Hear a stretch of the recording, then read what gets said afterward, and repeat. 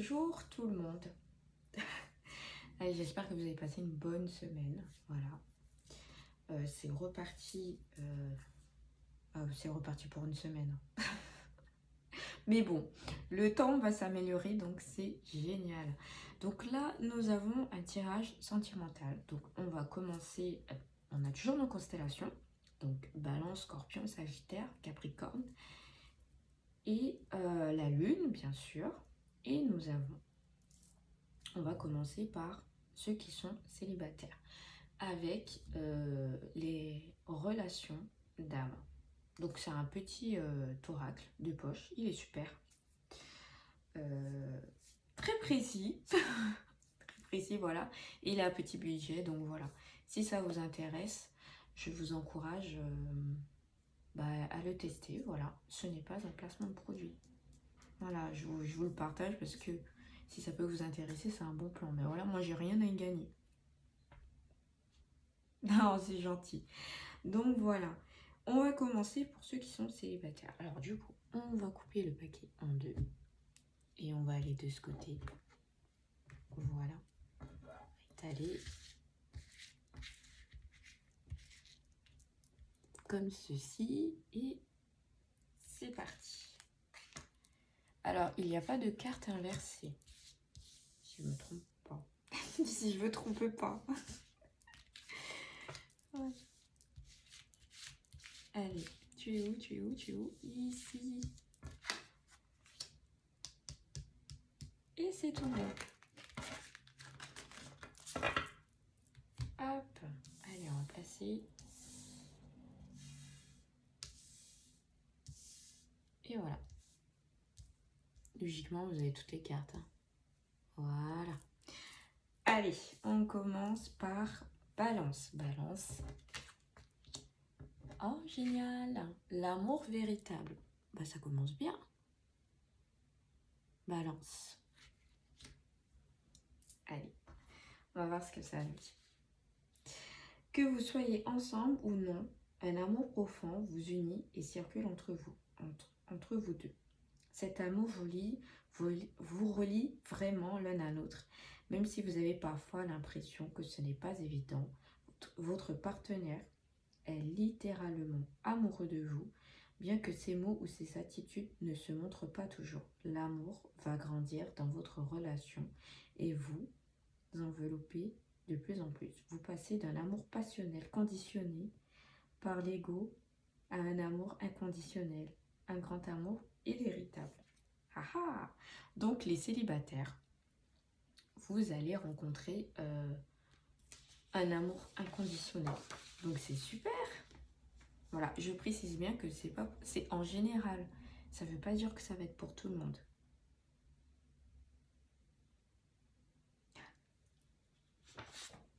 Voilà, sachant qu'on avait déjà abordé le sujet dans le tirage précédent.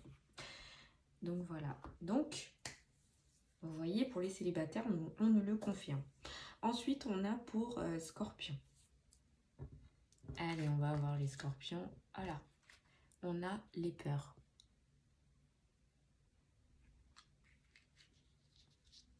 Bon, je pense que vous avez compris, mais on va quand même voir ce qu'il y a à nous dire.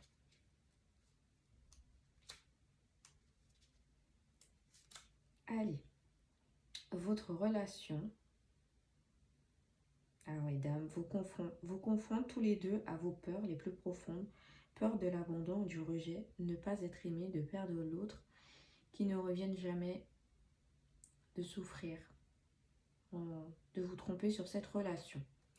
Alors, vous les Scorpions, en fait, le problème, ce n'est pas un problème, c'est normal. Si vous avez vécu des situations très douloureuses par le passé, donc du coup, quand vous allez si vous avez par exemple un crush, on va dire, vous allez vraiment réfléchir, à observer la personne, à savoir si elle vous mérite bien, est-ce qu'on peut lui faire confiance, ce qui est normal.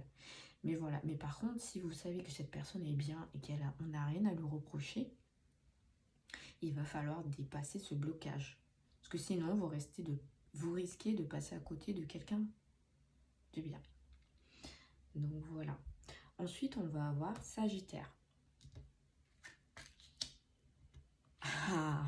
elle est inversée, mais bon, il n'y a pas de carte inversée. La réconciliation.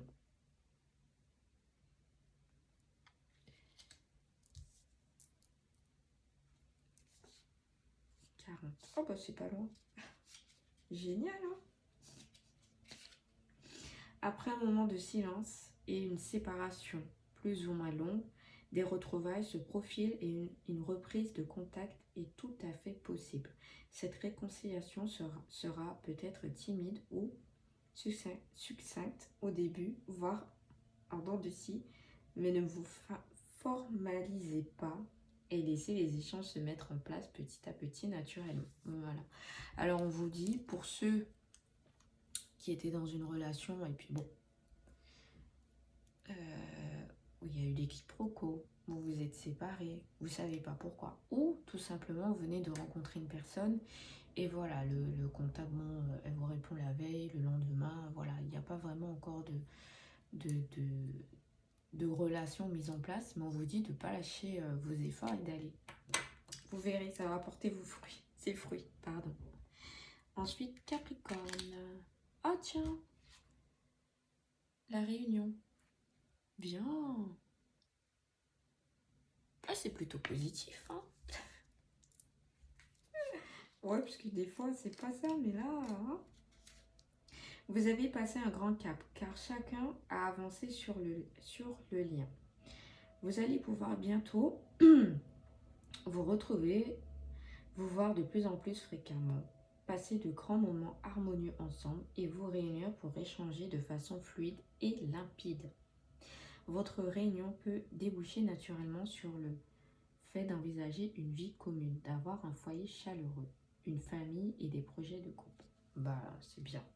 Franchement, Capricorne, t'es très positif. Là, cette semaine, hein. Donc voilà, c'est un peu comme Sagittaire.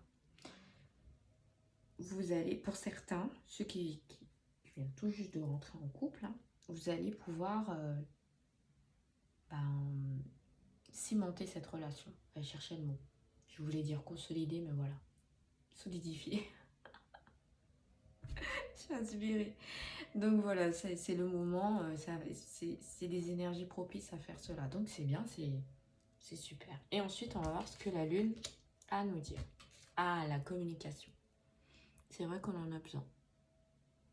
On va avoir la communication. Et, bon, vous l'avez compris, hein.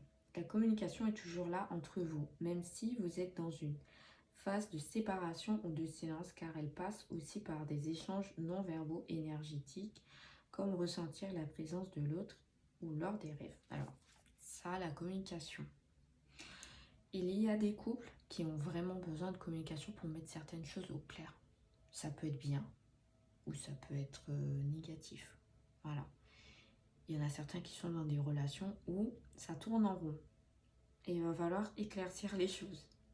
Il y en a d'autres, voilà, c'est juste des disputes, mais il faut mettre les choses au clair pour pouvoir avancer ensemble. Il n'est pas exclu que certains, rompent leur couple, que ça se termine. Parce que voilà, il y a des choses qui sont non dites, donc il faut en savoir plus. Bon, ben, je pense qu'on a fait le tour pour les célibataires. On va passer à ceux qui sont en couple. Alors, c'est toujours les mêmes constellations, ça ne va pas changer puisque c'est le message de la semaine. Voilà, peu importe votre constellation, ça sera toujours le même message. Ah ah. Allez. Oui, bah oui, c'est bien celui-là.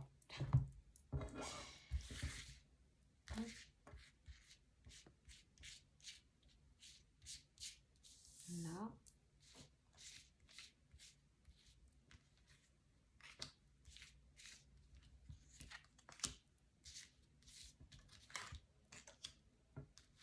Et hop, elle est venue toute seule.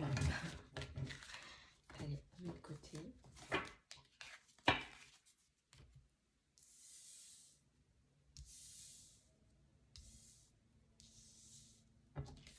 Et ici. Alors. Voilà. commence par on commence par Balance. Allez. Oula. L'épuration du lien.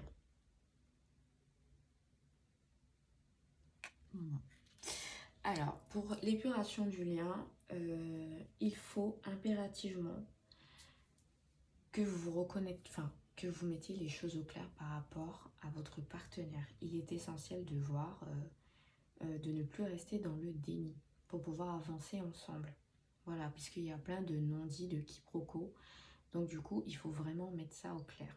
C'est important. C'est important pour la suite pour certains, donc il faut vraiment le faire. Ensuite, on va avoir Scorpion. Voilà, les foudres karmiques. Bon, bah moi qui pensais que ça aurait été positif, pour l'instant c'est un... c'est un peu...